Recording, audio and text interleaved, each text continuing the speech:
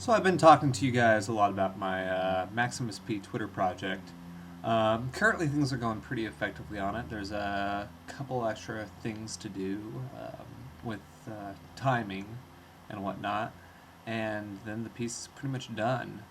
Um, in the MIDI sense, there still might be some work on actual audio and some sample manipulation and things like that.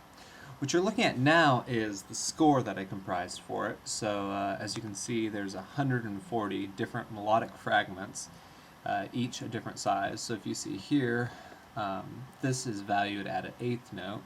Over here, this is a quarter, dotted quarter, half note, etc., etc. And this repeats every 14 elements. So by the time we get to the 15th element, we are back at an eighth note once again. So what I did with this file is I took and turned it into 140 different MIDI files that are then loaded into the Maximus P project right here.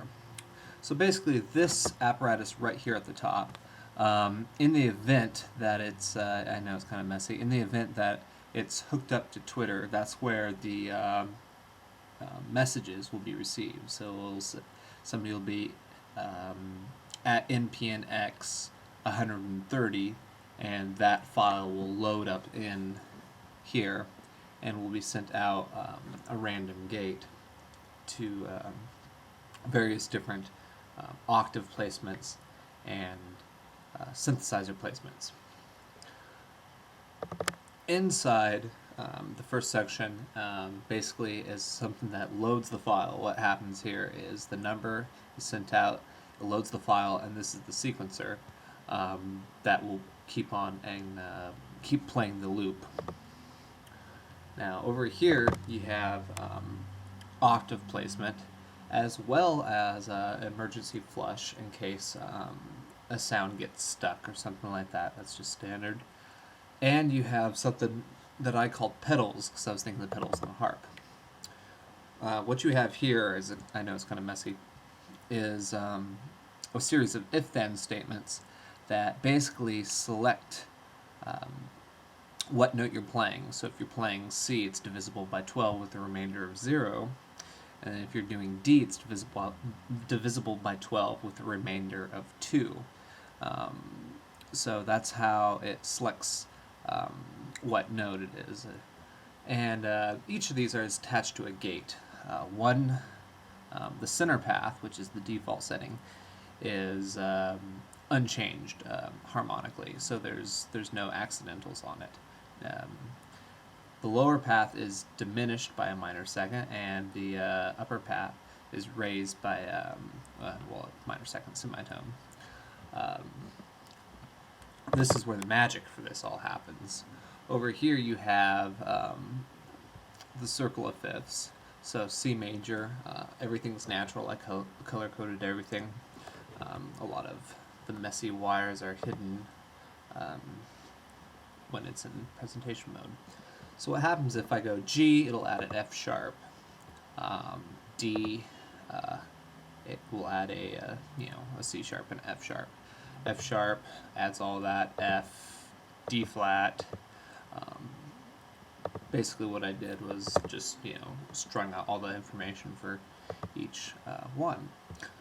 So there's messages that will be sent to all of these pedals globally, because there's several different synthesizers. But you can also send messages to these pedals individually. So what you have then is the option for sections of the piece functioning in different periods of pandiatonicism. I wouldn't say tonality, because this piece really doesn't have a tonal center, but it has definite modes and key areas. So basically what you're going to get is polymodal events, as well as you can mess with global settings here. As you can see, I haven't really worked out all the information on that, just because it's not terribly important now at this stage. Eventually there's going to be a timing device, which is kind of very baby right now. It just has, this is just a series of, what's over here, randomizers that occur at certain periods of time. Eventually, they'll be a little bit more specific. So in this case, this picks a random synthesizer. As you can see, I labeled them key 1, key 2, etc. And it every 4,444,000 milliseconds, sorry, it will send out a random selection of a random key to a random synthesizer. This just because we're dealing with such dense textures, maybe not initially, but once the piece gets going, the perception of this is not huge right away, but as this continues, it obviously increases dissonance, and the harmonic spectrum is filled in a little bit more. So this is a series of just a little messy web of on-offs I created, which I'm not going to use, but sorry. The idea is I will take certain selections of synthesizers and layers and cut them off at certain points for dramatic effect. Eventually I might just add volume sliders, do fade-ins, fade-outs. I kind of like the sound of it being very dramatic, very powerful, just instant on-off for a series of voices. But I haven't yet kind of polished up the details on that. So, I'll just give you guys a demonstration.